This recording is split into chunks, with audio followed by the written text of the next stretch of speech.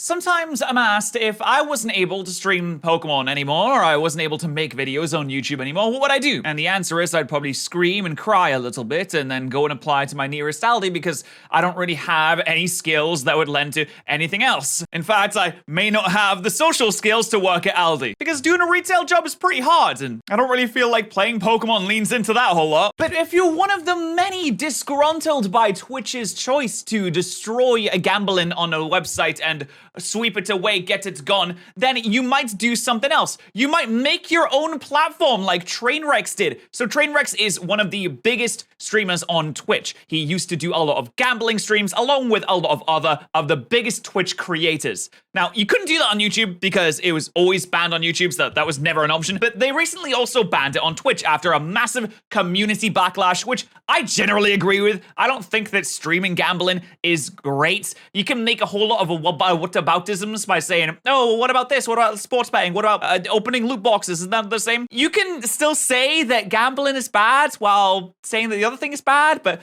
getting one thing banned is pretty good. It's a step in the right direction. It's better than leaving it all on the website and just hoping that people aren't dumb, because we all know how well that's gonna go. So Trainwreck starts off his tweet longer and he says, Twitch has lost its way, which is actually true. It starts the first paragraph by saying that Twitch is the big website and they don't appreciate their creators, which is also true. They say that Twitch takes more from streamers than they really need to. They take 50% from every subscription, which is 30% on YouTube, so it's quite a bit. He says that Twitch has no marketing for streamers, no discovery, no help in building success, which is also true. So up until this point, it's actually got some good points. I agree with a lot of them.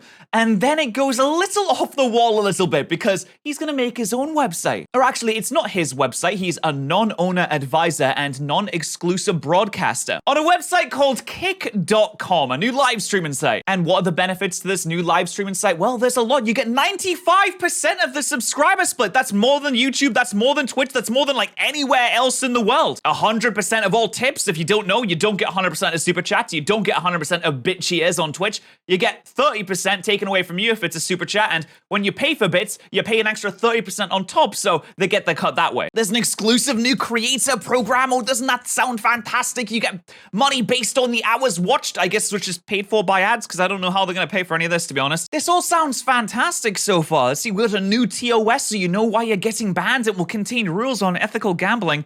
Oh, okay, wow, there's a lot about gambling here. But they basically say it's going to be funded by ads, which is silly because not even Twitch is funded by ads, and they play a lot of ads. In fact, Twitch actually doesn't make a profit, as silly as this may be to sound to hear, because it is owned by Amazon, which is a massive quadrillion-dollar conglomeration, which brings in a ridiculous amount of money, but Twitch actually makes a loss. You make a loss. Even though they take 50% from subs, even though they spam you with ads, so many that makes me want to Minecraft myself whenever I log on to the website. But enough talking about it. Why don't we go on the website and actually have a look at it? If we just open the website here, this is the most viewed streamer on the site right now. And I'm a little bit scared of showing the chat because right now, there is very easy to spam slurs and things that aren't allowed on YouTube. But if you scroll up, you can see that you can react to chat messages individually for some reason. And if you just open the website, you're like, oh, wait, hold on. This looks quite similar, actually. This is looking very similar. Can you tell the difference between these two things? I seem to be having a hard time doing it. Oh, I know the difference. Kick has slots as its highest viewed category if you're including this slot streamer up here, which it's not right now, which is weird little glitch there. But Twitch doesn't have it, and also Twitch has a lot more people on it. But everything about this website looks exactly the same. And it is rumored that they actually stole the source code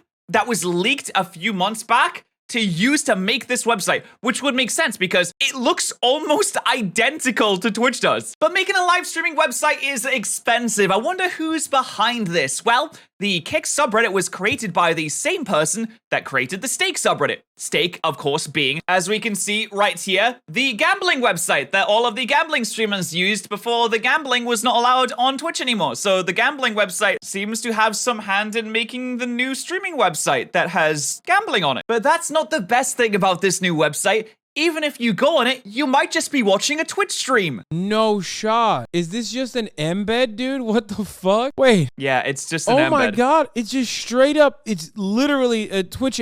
Which means that you can just put the Twitch stream in your website. They let you do that. There's code that allows you to do that. So if you go onto this new kick.com, you may just be watching Twitch again. So why would you use that instead of Twitch? I understand it's a new website, and obviously these things are hard. It's really hard to make a streaming website. It's hard to get it off the ground. It's hard to get it going. But I think it's going to be really hard to support the entire thing with ads, considering Twitch already makes a loss if you're running it just using Twitch streams. Now, assuming that you'll not do that in the future, you'll have to get a massive, massive viewer base to be able to run it just using ads, and you'll have to spam them with ads too. You'll have to absolutely destroy them with ads. And the kind of people that watch gambling streams are also going to be the kind of people that use ad blocker and probably won't support the stream that way. And if you have the same feature as Twitch, where subscribing to a channel means that you don't watch ads, you're getting 5% from that streamer, and you also can't show that person ads anymore. And the people that go to kick.com are the most likely to either try to avoid ads or will just subscribe to a streamer because they're super dedicated to that streamer anyway. So it sounds like it's gonna be pretty impossible to keep this going. Unless you are backed by a massive gambling website that has tens of millions to toss at getting new people onto the gambling website so they can harvest them for all the coins and pennies they're worth, and they can toss it back into the streaming website to bring in new viewers, also that they can harvest them on stake.com as well. So really, is this website going to be supported by ads, or is it just going to take all of the pennies from all of the stake.com users that are brought in by watching the streams of people winning on their websites, the sponsored streamers that get sponsored for gambling, so that they redirect them to stake, and then they can harvest them all for all their money? Now, that's a little bit conspiracy theorist of me, to be honest. I don't know if that's going to happen exactly. I don't know if that's what they're doing exactly. I don't know if stake even owns it. It's just an assumption that I'm making here. And more competition is generally good. I think Twitch and YouTube, to an extent, take their creators for granted. So more competition, that's always a good thing. However, it seems like the way that this is set up, at least right now, isn't really going to be the best to compete against Twitch and YouTube. It'll just be where the gamblers go. But I'm willing to be wrong. I'm willing to be wrong. I hope I am wrong. I hope kick.com turns into this absolutely sick thing so I can multi-stream to it, and maybe multi-stream to Twitch and YouTube at the same time, and then I can just stream everywhere, because relegating yourself to just one platform is never a good thing. You always want to be diverse. You want to don't put all your eggs in one basket, and don't put all your streams in one website. But let me know what you think about this new gambling website.